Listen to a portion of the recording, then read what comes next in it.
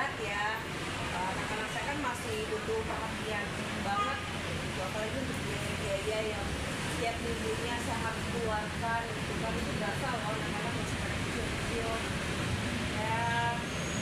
Saya pengennya ya dari tanggung jawabnya ya pada ayahnya, nanti saya sekarang ini nggak ada. Ini kan ada anak dari bapak, kok berani melaporkan Ini perkara, jadi ini perkara itu mas gak cuma satu kali ini gitu. Saya tuh banyak banget dijanji-janjiin ya, banyak banget dibohongin, sering kali dibohongin sama suami, dan akhirnya ya udahlah saya terima.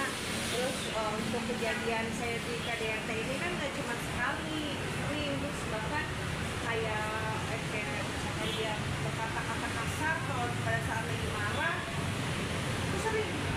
Jadi itu masih saya pikir oh jadi apa deh saya terima karena itu anak, saya pikir ada dua anak ini lambat laun saya kesabaran saya udah habis nih mas gitu kan, apalagi sampai saya berdarah-darah. Terus udah tahu sih kemarin pada saat terakhir saya kejadian itu benar-benar saya udah mau mati, benar-benar terus saya dicakitnya sampai nggak ada lagi yang lepas gitu. Saya udah nggak tahu lagi.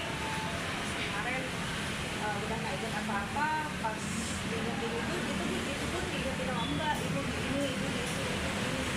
Ya juga ya mbak, baru saya sadar. Pertama kali Kak. Udah sering ya. Pertama kali itu tahun berapa?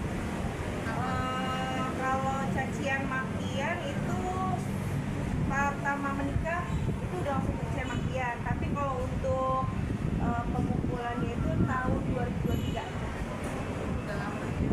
Kak, lagi kita wajar kemudian saat lahiran kakak, kalau nggak tahu satu bulan. Iya.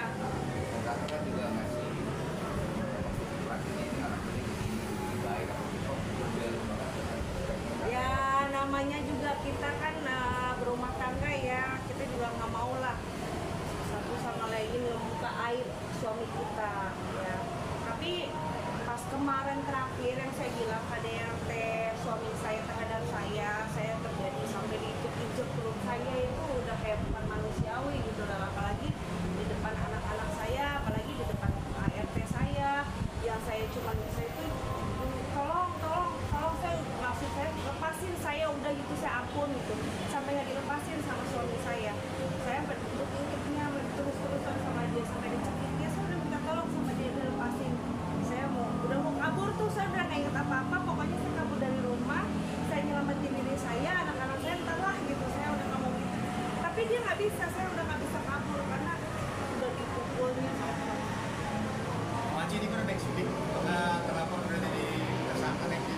Ya kalau udah penyidikan kan memang prosesnya dari korban dipanggil, nanti berlanjut ke saksi-saksi dari korban juga, dari pelapor. Setelah saksi dipanggil tentunya terlapor ya akan dipanggil dalam tahap penyidikan, tentunya lebih didalamkan. Jadi juga dokter-dokter kemarin juga sudah dipanggil, dan menyatakan memang ada pidananya kok seperti itu. Dan kalau misalnya masih acuh terhadap anak kedua malaikat ini ya, dari anak-anak dari pelapor dan terlapor masih diacuhkan, kita memikirkan dan mencadangkan hak hukum juga untuk melaporkan mengenai penelantaran anak ya. Dan nantinya juga apa yang terjadi di proses kepolisian ini kita akan sampaikan ke majelis hakim untuk segera nanti terkait hal cerai ya, mengenai nafkah anak, nafkah istri.